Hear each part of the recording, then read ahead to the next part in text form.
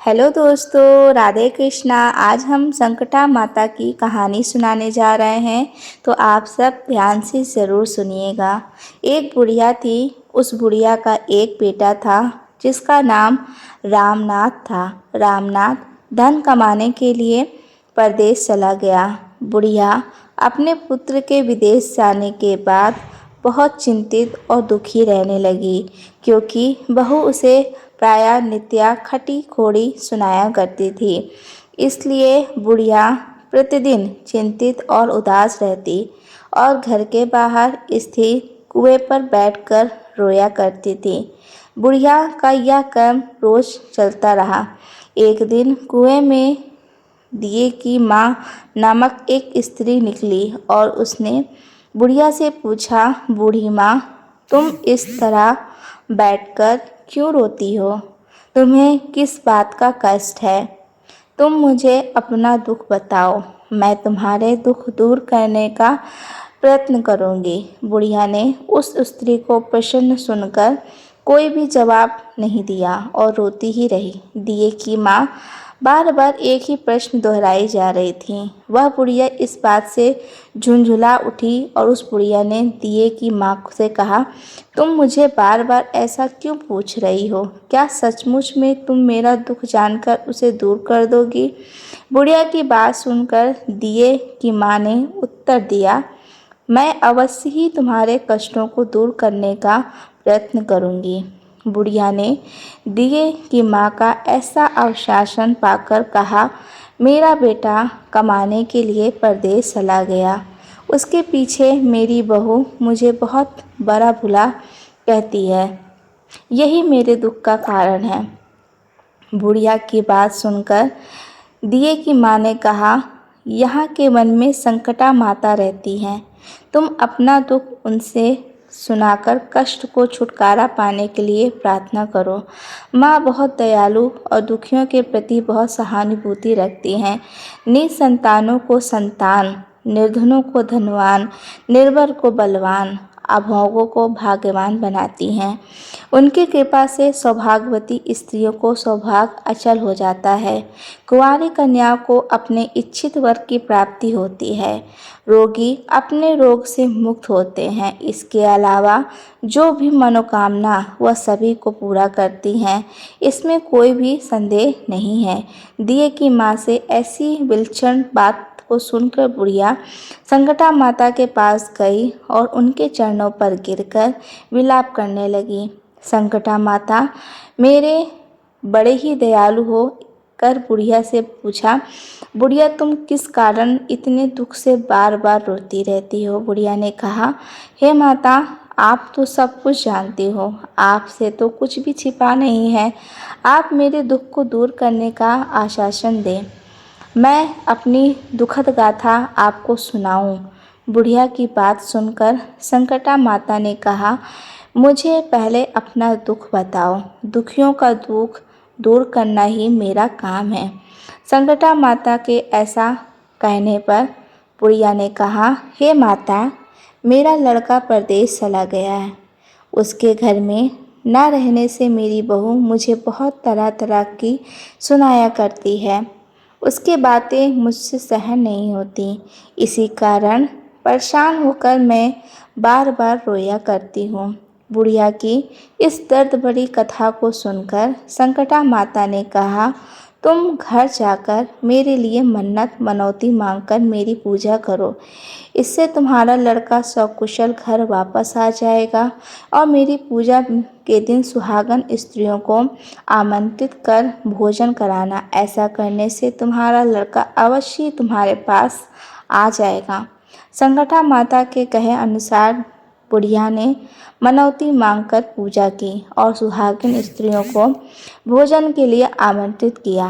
परंतु विचित्र बात यह हुई, जब बुढ़िया ने स्त्रियों के लिए लड्डू बनाने शुरू किए तो उससे रात 7 की जगह 8 लड्डू बन गए। इस बात से बुढ़िया बहुत ही अचंभन में पड़ गई। ऐसा होने का क्या कारण है? कहीं मुझसे गिनने में कोई गलती तो नहीं हो रही, अथवा अपने आप 8 लड्डू बन जाने का कोई अन्य कारण उसी समय संकटा माता ने एक वृद्ध स्त्री के रूप में बुढ़िया के सामने प्रकट हुई और बुढ़िया से पूछा, क्यों बुढ़िया, आज तुम्हारे यहाँ कोई उत्सव है क्या? यह सुनकर बुढ़िया बोली, हाँ, आज मैंने संकटा माता की पूजा की है और सुहागिन स्त्रियों को भोजन के लिए आमंत्रित किया है, किंतु जब गिनकर 7 लड्डू बनाती हूँ तो वे तो लड्डू 8 ही बन जाते हैं। मैं इसी बात से चिंता पे पड़ गई हूँ। बुढ़िया की बात सुनकर संकटा माता ने कहा, क्या तुमने किसी बुढ़िया को भी आमंत्रित किया है? बुढ़िया कहने लगी, नहीं, मैंने ऐसा नहीं किया। परंतु तुम कौन हो? संकटा माता ने कहा, मैं बुढ़िया हूँ, मुझे ही आमंत्रित कर लो। ऐसा सुनकर बुढ़िया ने उस बुढ़िया रूपधारी संकटा माता को भोजन के लिए आमंत्रित कर लिया। इसके बाद बुढ़िया के घर पर सभी आमंत्रित सुहागनें आ पहुंची और बुढ़िया ने सबको लड्डू तथा अन्य मिठाई आदि का भोजन कराया। इससे संकटा माता उस बुढ़िया पर बहुत प्रसन्न हुई और माता की कृपा से उस बुढ़िया के बेटे के मन में अपनी ममता की पत्नी से मिलने की इच्छा उत्पन्न हुई और वह अपने घर के लिए चल दिया। कुछ दिन बीतने के बाद वह बुढ़िया संकटा माता की पूजा कर सुहागिनों को भोजन करा रही थी।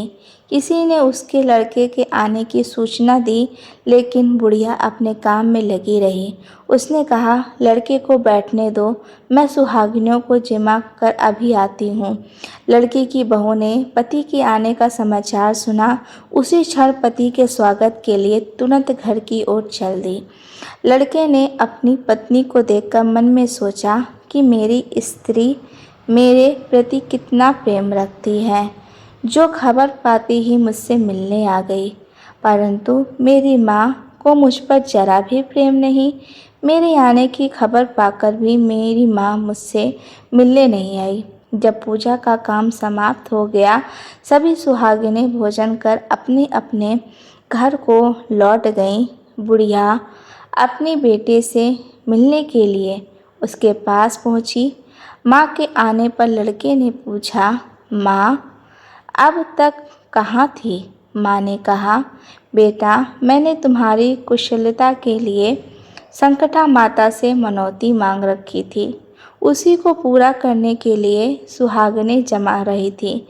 संकटा माता की कृपा से उसका मन अपनी पत्नी से हट गया।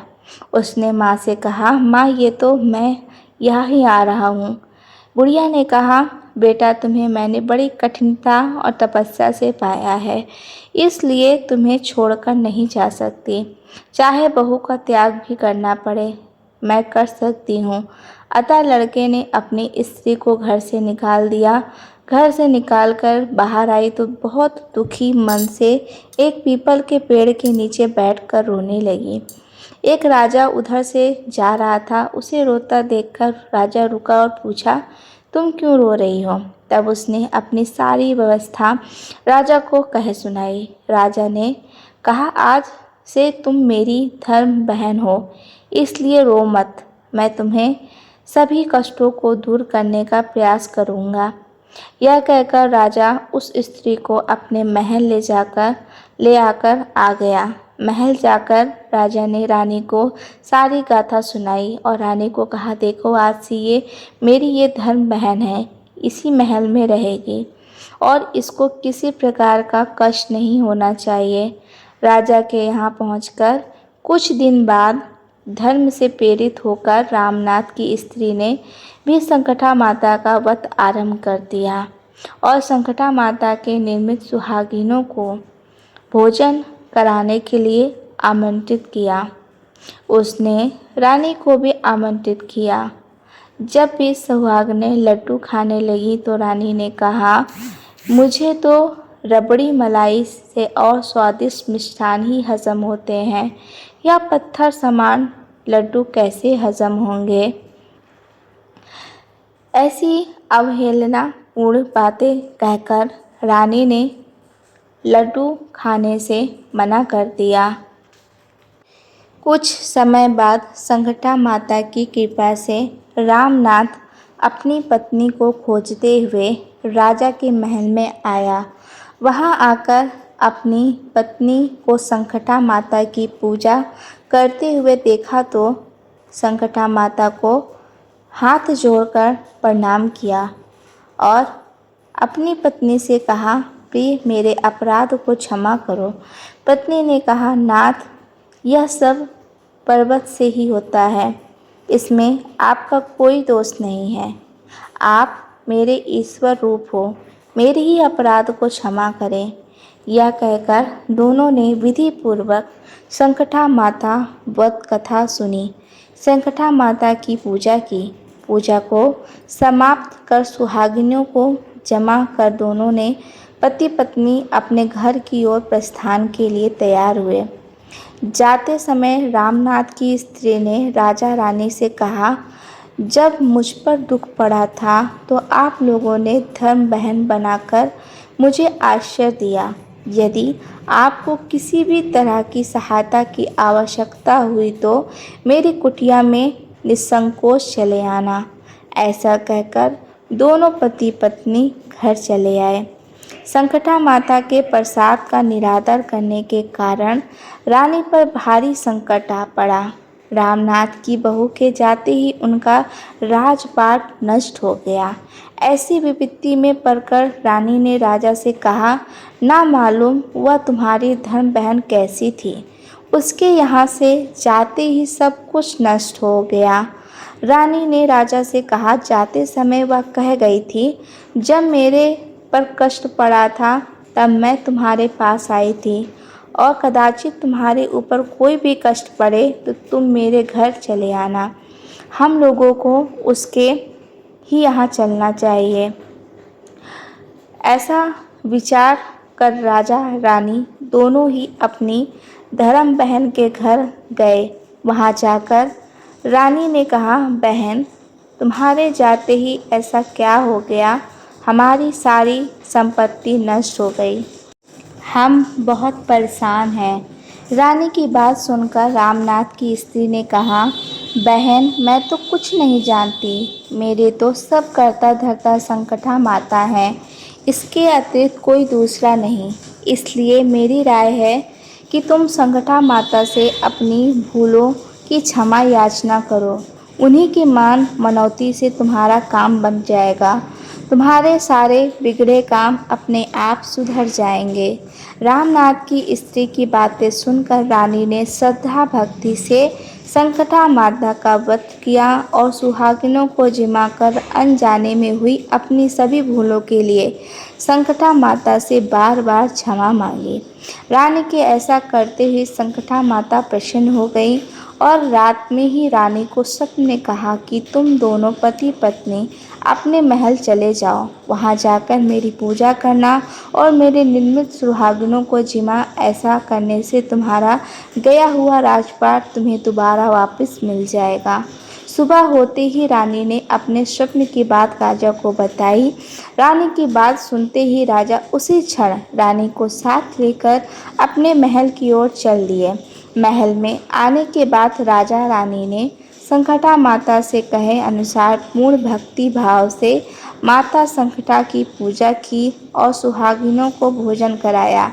ऐसा करने से उनका बिगड़ा हुआ सारा समय सुधर गया और राजपाट उन्हें वापस मिल गया और वो दोनों पहले की तरह अपने महल में रहने लगे। तो ये थी संकटा माता की कथा जो यहाँ समाप्त होती है। अगर आपको पसंद आई होगी तो हमारे चैनल को सब्सक्राइब कर लीजिएगा और कमेंट सेक्शन में जय संकटा माता ज़रूर लिखिएगा। राधे राधे दोस्तों।